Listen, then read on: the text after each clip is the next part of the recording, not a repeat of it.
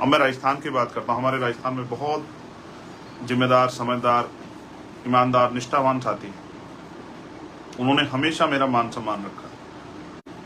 पूरी सरकार से वो लोग मेरे लिए टकराए, भूखे प्यासे, बिना साधन के, आंधी तूफान, पुलिस की लाठियां खा के उन्होंने हमेशा जो है जिस बात को मैंने कहा उसका पहरा दिया।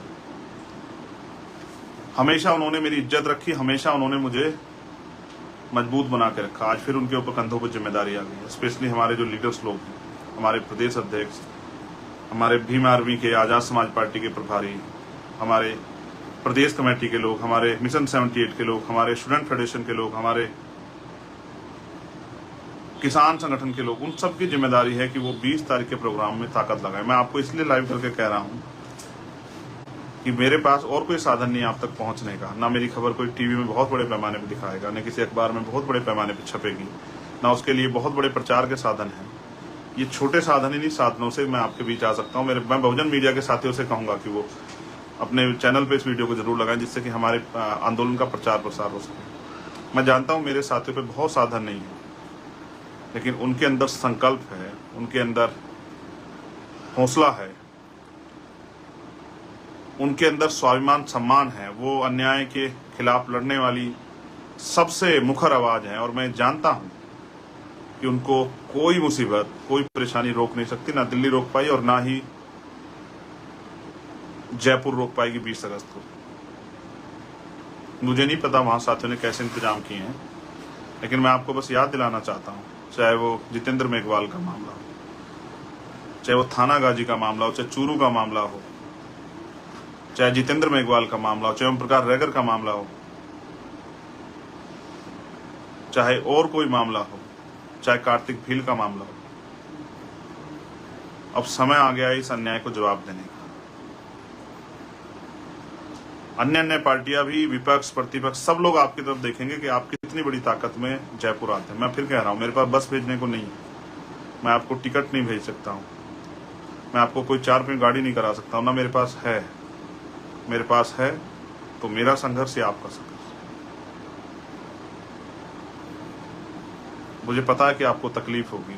मैंने आपको दिल्ली में देखा भूखे पेट,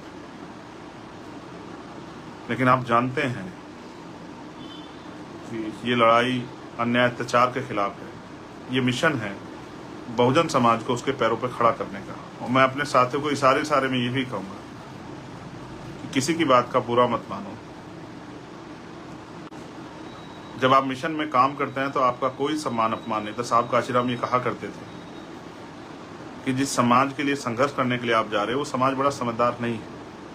वो आपके ऊपर आरोप भी लगा देगा, वो आपको अपमानित भी कर देगा, वो आपको झूठा भी कह देगा, वो आपकी बात भी नहीं सुनेगा, आपके लड़ भी पड़ेगा, लेकिन कभी भी अपनों की बात का बुरा नहीं माना करते। और आप जानते हैं मेरा क्या सम्मान अपमान। मैं तो एक गोल लेके, हम मिशन का काम कर रहे हैं। जब तक वो मिशन पूरा नहीं होता तब तक क्या खुशी मनानी और क्या दुख मनाना।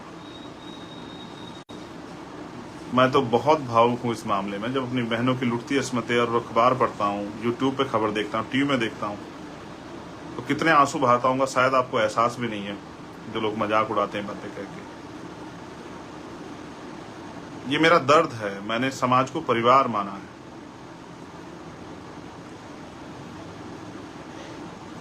मेरा समाज से कोई स्वार्थ नहीं है, ये हमारे लोग जानते हैं। मैं तो साहब काशीराम की जो रुकी हुई मूवमेंट है, जो मूवमेंट पीछे जा रही है, मैं तो उसको कोशिश कर रहा हूं अपने साथियों के साथ कि उसको खींच के वापस। मैं किसी को बुरा नहीं कह सकता हूं, मुझे कोई अधिकार नहीं बुरा कहने का। मैंने ऐसा कुछ किया ही नहीं कि मैं किसी को बुरा कहूं, और मैं बुरा कहने के लिए काम ही नहीं कर रहा हूं।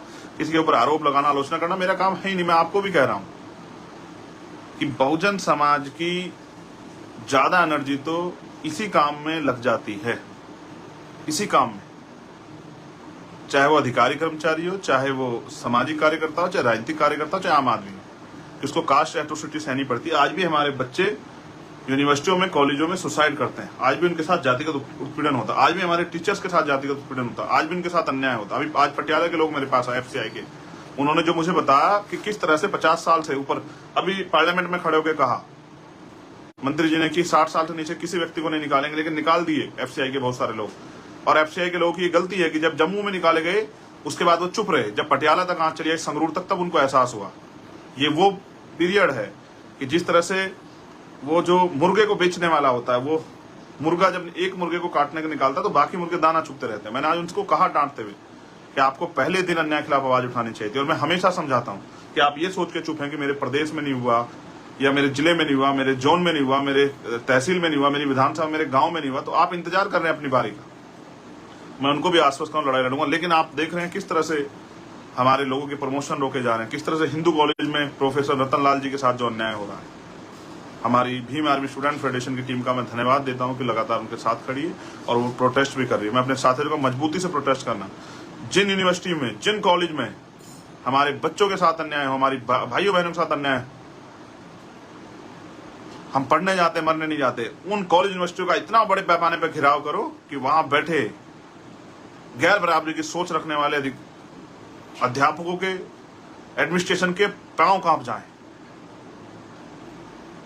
और ये हम करके भी दिखाएंगे। लेकिन स्पेशली अभी मैं अनुरोध करूंगा राजस्थान के साथियों से, हमारे भीम आर्मी के साथियों से, हमारे आजाद समाज पार्टी के साथियों से, हमारे स्टूडेंट फेडरेशन के साथियों से, मिशन 78 के साथियों से, और भी जो हमारे संगठन है, किसान साथी, उन सबसे अपील करूंगा कि आपने 5 साल जो संघर्ष किया, 6 साल लाठियां खाई। ये जयपुर ही है जिसमें मैं जेल गया था 4 दिन के लिए, आपको याद होगा, सीएचए के भाइयों के लिए। अगर इस बार हम लोग अपनी ताकत नहीं बना पाए तो हमारे अधिकारी कर्मचारी को भी और हमारे सामान्य आदमी को भी जो 5 साल अन्याय सहना पड़ा, कहीं ना कहीं उसके जिम्मेदार हम होंगे। समाज का सम्मान हमारा समाज, समाज का सम्मान और समाज का अपमान हमारा अपमान। हम समाज से बड़े नहीं हैं। हमें समाज के सम्मान की परवाह करनी चाहिए। अपनी एनर्जी को इधर उधर किसी काम में नहीं लगाना चाहिए। आपको अपनी पूरी एनर्जी अपने आंदोलन को, अपने मिशन को, जो महापुरुषों का सपना पूरा करने का मिशन है, उसको किस तरह से कामयाब करें, इसमें लगाना चाहिए। मैं बस आपसे अपील कर रहा हूँ, एक बार फिर कोशिश करूंगा आपके बीच आने की। 20 तारीख से पहले मैं आपसे अपील कर रहा हूँ मेरे राजस्थान के साथियों से। यही प्रचार का साधन है और ना खाना है ना और कोई साधन है आपको देने के लिए। लेकिन 20 अगस्त को जयपुर में आपका इंतजार करूंगा।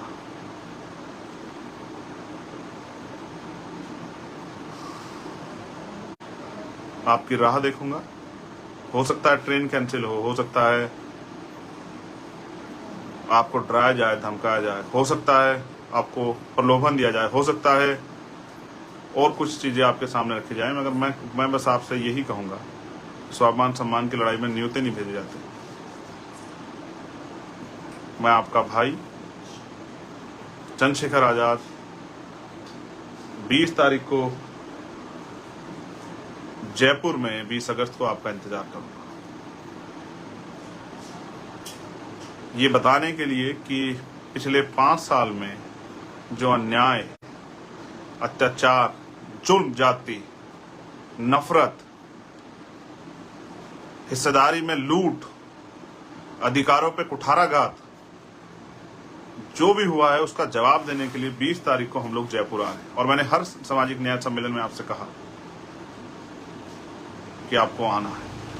और ये घटनाओं का जिक्र मैंने आपसे इसलिए किया, मैं तो राजस्थान की बहुत सारी घटनाएं, आप जानते हैं ना, कैसे 4-4 बार मुझे लौटाया गया। मैं आपका इंतजार करूंगा। जैसे आपने भरतपुर में अपनी ताकत दिखाई, जैसे आपने गंगापुर सिटी में अपनी ताकत दिखाई, जैसे आपने भादरा में अपनी ताकत दिखाई, वैसे ही आप जयपुर में भी अपनी ताकत दिखाएंगे। और इस संघर्ष को कामयाब करने, एक आखिरी बात आपसे और कहना, रोटी लेके आना, अपने लिए भी और मेरे लिए भी। आपने शायद, अगर याद हो आपको, और आप, ये प्रैक्टिकल बात है, आपका कोई अमीर रिश्तेदार हो, वो भी अपने गरीब रिश्तेदार को पहचानने से मना कर देता है। अमीरों की नस्ल ही ऐसी होती है। गरीबों के पास यही है कि अगर उसके पास एक चादर होगी नहीं, तो उसके घर में मेहमान आएगा तो वो नई चादर बिछाएगा। गरीब इज्जत देना जानता है। मैं आप सबका धन्यवाद करता हूं कि आपने मुझे सुना, और मुझे विश्वास है मेरे साथियों के ऊपर कि वो सरकार को भी और समाज को भी ये संदेश देने के लिए कि अब हम किसी के पिछलग्गू नहीं बनेंगे, हम अपने पैरों पर खड़े होंगे। काम करने वाले नौजवान ईमानदार हमारे साथी तन मन धन से। और मैं अपने साथियों से कहूंगा कि जो लोग आना चाहते हैं, जिनके पास साधन हो, वो उनकी मदद कराएं कि वो 20 तारीख को एक ऐसा सैलाब आए राजस्थान में कि भोपाल की रैली को लोग भूल जाएं। जबकि मध्य प्रदेश के लोगों ने जो मील का पत्थर ठोका है उसे शायद ना ही कोई बुला पाए। लेकिन मैं मध्य प्रदेश के साथियों से भी कहता हूँ, बहुत अन्याय अत्याचार हो रहा है। मैं बहुत जल्द 10-15 दिन के लिए मध्य प्रदेश आ रहा हूँ। एक शुरुआत कर रहे हैं हम लोग 15 तारीख से नगीना लोकसभा में। जाति तोड़ो समाज जोड़ो एक यात्रा, हम साइकिल यात्रा शुरू कर रहे हैं। साइकिल यात्रा तो हमारी बीमारी में आजाद समाज पार्टी के नेतागण कर ही रहे हैं, लेकिन उसमें एक दिन के लिए मैं भी शामिल होने के लिए जा रहा हूँ 15 तारीख को। और मैं उन सभी साथियों का धन्यवाद देता हूँ जो देश भर में इस आंदोलन को कामयाब करने के लिए बहुत मेहनत कर रहे हैं। प्राइमरी स्कूल के हेडमास्टर का बेटा हूँ, कोई घमंड नहीं रखता हूँ। एक ही लालच है, एक ही सपना है कि बाबा साहब अम्बेडकर और माननीय काशीराम और बहुजन महापुरुषों का सपना पूरा हो। इस देश का टुकड़ों में बटा बहुजन समाज एकजुट हो। इस देश की महिलाओं को, किसानों को, मजदूरों को, नौजवानों को उनके हक अधिकार मिले और जाति विहीन समाज बन के सब लोग, जैसा सदगुरु रविदास जी महाराज ने कहा, ऐसा चाहूं राज में जहां मिले सबन अन्न और छोटे बड़े सब सम बचे रविदास रहे प्रसन्न, जिसको उन्होंने बेगमपुरा राज का नाम दिया। ऐसा राज स्थापित हो जहां किसी को कोई भय ना हो, कोई डर ना हो, किसी के साथ कोई अन्याय ना हो, कोई ऊंच नीच की बात ना हो, किसी को खाने के लिए अन्न की, तन ढकने के लिए वस्त्र की, सर ढकने के लिए छत की कोई परेशानी ना हो। भय मुक्त समाज, समानता पे आधारित समाज, मैत्री पे आधारित समाज, भाईचारे पे आधारित समाज और हर एक व्यक्ति का सम्मान। जय भीम, जय भारत, जय मंडल, जय जोहार, जय संविधान और आप सभी के लिए मंगल कामनाएं। 20 तारीख को जयपुर।